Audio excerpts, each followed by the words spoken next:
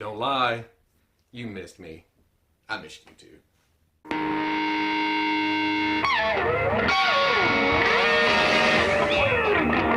Okay people, welcome back to another Fwoosh Weekly. As always, I'm Robo, and I lost my hat. In Salt Lake City, you were fun. I had some laughs, caught up with some old friends, a little bit sore, that sounds wrong, from work. Get your minds out of the gutter. But we'll discuss all of that afterwards. Right now, I want to ramble on about some toys, because I missed some stuff while I was out of town. So let's talk about some SH Figuarts, some Mezco, some MAFEX, and a few other things. First up, the Mezco 1/12 Collective Wolverine. Now, we first saw this the week before Toy Fair. There were a couple of gripes, but it looks like Mezco's out there listening. This went up for pre-order yesterday. It's looking fantastic. A lot of people were griping about the biker shorts look. They were a little long in the original pictures. It looks like they've taken that, shortened them back a little bit. They're not quite trunks. They still have the shorts look to them, but your eye isn't drawn to them. It's not just sticking out at you. But what still sticks out at me are the shoulder pads. I like the laces on the boots. The shoulder pads are a sticky problem. Not as bad as the biker shorts. I don't know, there were different degrees of sticky out ability. First the shorts, then it was the shoulder pads, and then it was a few other things. But the other things don't bother me at all. The shoulder pads kind of look like turtle shells, which takes me over to Rocksteady or Bebop, whichever one had the turtle shell shoulder pads. But again, not terrible. I'm not wearing hockey pads! The extra face, looking amazing. Several different hands. They did change the base from a slash mark to an X. Little small changes, but I like it when a company listens. That's always a good thing. Now, like all the 1/12 Collective figures, this will cost you $80, and it'll be out somewhere between August and October. It's getting close to the release of the Bandai model kit Yoda. It comes in both 1/12 scale and 1/6 scale. The 1/12 scale Yoda is essentially a statue, which kind of sucks. It's really tiny, so maybe they were worried about tiny parts. But I've put some other models together, and Bandai, you've put some tiny parts in there. But all the articulation went to the 1/6 scale figure, which is looking pretty good. But they also differentiated the two by making the 1/6 scale the prequel Yoda, and the 1/12 scale the original trilogy Yoda. It's releasing this week or next week at some point in overseas markets, so new pictures have shown up. Warning, these are professionally painted by someone at Bandai or something like that. It's made to look like actual skin tone, shading, all that kind of stuff. Remember, the model kit comes in its base colors. That's it. No highlights, no washes, nothing like that. Sticking with the models for half a second, hopefully Bluefin will start bringing the figure models in, even though it may be a conflict of interest of some kind. But the Bandai ship models are showing up at retailers right now, Hobby Lobby, your local model shop, wherever. So they're getting a wide release. I want to see that with the figures, but will we? I got a couple of comments on the last weekly about how fast it was, how they liked that it was a shorter format. That was mostly because there wasn't a lot of news to talk about, and I tend to ramble, if you haven't noticed. In the spirit of that, I'm going to condense some of these stories down because there's only like one picture or something like that, in a little segment that I used to call Rapid Fire. And I cannot stop doing that. When you say rapid fire, you automatically want to do this. Courtesy of Tag Hobby, we got a magazine scan of the SH Figuarts Spider-Man Homecoming figure. Woo! Look at this! Alternate hands, it comes with some webbing accessories, comes with a cell phone, comes with a backpack, and what looks like interchangeable eyes. Now I say that because there's some wide eyes, there's some more narrow eyes, and then there's very squinty eyes, and they've mixed and match them at the bottom of the picture. Now, I have heard some complaints of the webbing not being painted, but we also saw this with the Harley Quinn. I think Bandai is going to rely on shadowing and that kind of thing to bring out the sculpt. The webs are sculpted, so if you have some top light, some side light, they'll be highlighted in that. I don't know if they're thinking that the web lines are just too prominent, which is the way they are in the actual costume, so why wouldn't they paint them? So I guess we'll see what's actually going on when we see official promo shots and the pre-order. That wasn't rapid fire at all, still a ramble.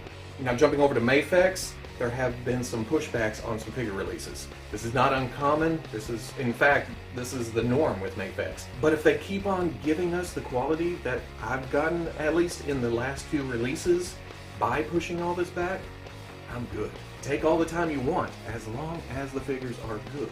Now, I'm going to read off my list because Don't memorize all these. The Suicide Squad Harley Quinn has been pushed to March, which it is March. That's the first figure that's supposed to be getting the new print tech on the face, so we'll see how that comes out. Nightmare Batman has been pushed to May. Suicide Squad Deadshot has been pushed to June. Ray has been pushed to April. Again, hoping that face scan comes out really great because we need a good Ray. And then the episode 3 Darth Vader comes out in June. Another couple of magazine scans. They're showing a MAFEX Batman Begins Batman and the Wonder Woman movie Wonder Woman. Now I've heard bad things about the first Wonder Woman, so I never picked it up, so I don't know exactly what the changes are here, but it does look good, but that's what we're used to. Will the quality be upped from the first release? Because that's what we saw with C-3PO. The first one fell apart in your hands, wasn't that great a figure. The second release apparently was really great. I skipped on it because I thought, I already have this shitty C-3PO. Why do I want another shitty C-3PO? And I chose poorly.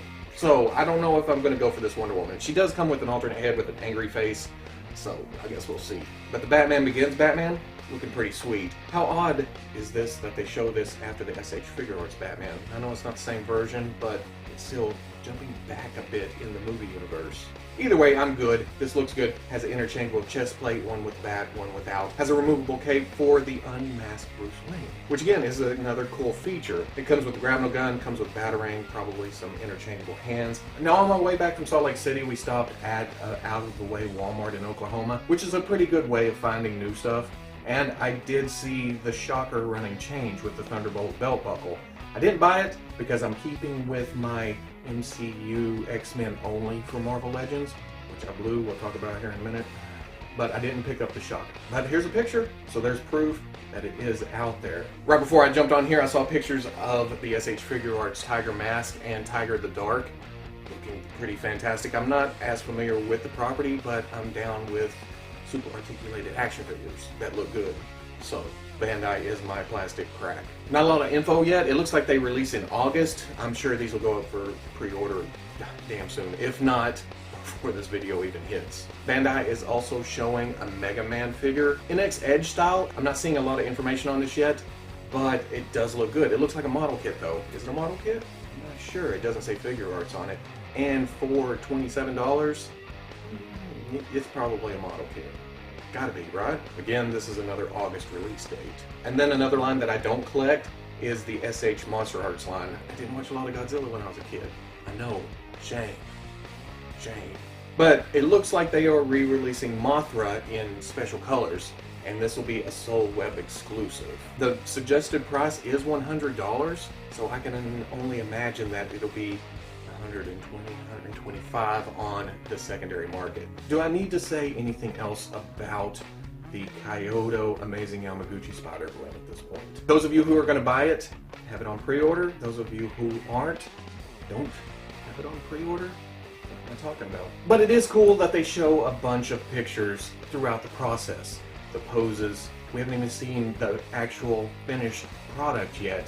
And I'm ready. I'm ready to have this now. But here's some more unpainted prototype pictures in kick-ass poses. I can't help talking about it every time I see a new picture. And then the last rapid fire is the SH Figuarts Iron Man Mark II. I've always been drawn to the silver armor, the Mark II. It's just a clean look. It's chromy.